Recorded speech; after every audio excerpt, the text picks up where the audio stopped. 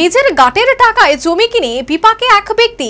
দীর্ঘ ৮ বছর পর তার নামে থাকা ৭০ শতক জমির মালিকানা দাবি অপর এক ব্যক্তির।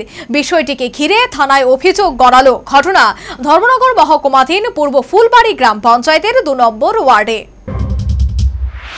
উত্তর জেলা ধর্মনগর মহকুমাধীন পূর্ব ফুলবাড়ি গ্রাম পঞ্চায়েতের ২ নম্বর ওয়ার্ড এলাকার বাসিন্দা মকরুম আলী কয়েক দফায় তার স্ত্রী মনোয়ারা বেগমের নামে আব্দুল সালাম, আব্দুল সবুর এবং তাদের আত্মীয় পরিজনদের কাছ থেকে মোট ৭৬ শতক জমি ক্রয় করেন।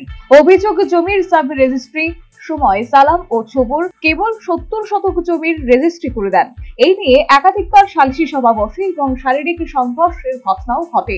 সালিশি সভায় স্থানীয় গণ্যমান্য ব্যক্তি যেমন আব্দুল আজিজ, আব্দুল সত্তার, শামসুল হক সহ আরো অনেকে উপস্থিত থেকে সাক্ষী দেন বলেও দাবি করেন মকরুম আলী। সম্প্রতি নতুন করে সমস্যা সূত্রপাত হয়েছে। প্রতিবেশী মৃত আজিনা বিবির ছেলে শাহিন আহমেদ চৌধুরী দাবি তুলেছেন মকরুম আলীর নামে থাকা ৭০ শতক জমি আসলে তার। শুধু তাই নয়, মকরুম আলীর বক্তব্য তার নামে জমির বৈধ দলিল ও খতিয়ান সহ সমস্ত প্রয়োজনীয় নথি রয়েছে। তিনি প্রশ্ন তোলেন, আব্দুল সালাম ও আব্দুল সবুর কিভাবে জমি রেজিস্ট্রি করে দিলেন, তার জবাব তাদেরকেই দিতে হবে। এই সুন্দরতে জায়গা যে কিনছি এটা আমার দলিল আছে, পর্চা আছে, ম্যাপ আছে, এটা আমার করিয়া দেব হয়েছে। আমি আব্দুল সালাম এবং আব্দুল সবুরে আমার এটা কাগজ করে দিতা। আমি জায়গাটা কিনছি তার দুই ফুফু, এক বোন আর এক ভাইয়ের কাছ থাকিয়া ২২ শতক করে, ৩ জনের কাছ থেকে আর একজনের কাছ থেকে ১০ শতক। ওই টোটাল জায়গাটা আমার ৭৬ শতক আমার নিজের কিনা জায়গা। এটা কাগজ করে দিতা। ইটাতে গিয়া কাগজ করে গিয়া দিচ্ছেন ৭০ শতক, আমার ৬ শতক এখনো পর্যন্ত বাকি রয়েছে।